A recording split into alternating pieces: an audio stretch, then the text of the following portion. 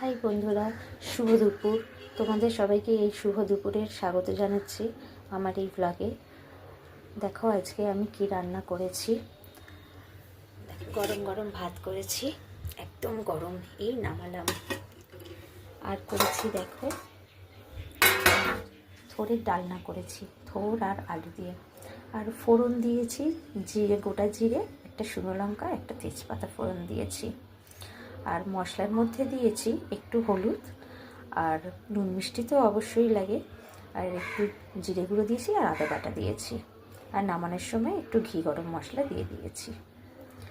আর এটা হচ্ছে ওলকপির ডালনা, এটা আমার শ্বশুরমশাই করেছেন। উনি ভীষণ ওলকপির ডালনাটা খুবই ভালো করেন, খুব টেস্টি করেন। আর এটা সবজি ডাল, এটা গতকালের। আর করেছি রুই মাছের ঝোল, দেখো আলু, বেগুন আর বড়ি দিয়ে। আর এটা ফ্যাসা মাছের রসা।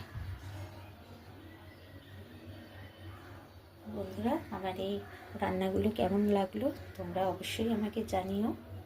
তোমরা আমার পাশে থেকো, তোমরা খুব ভালো থেকো, সুস্থ থেকো। টাটা।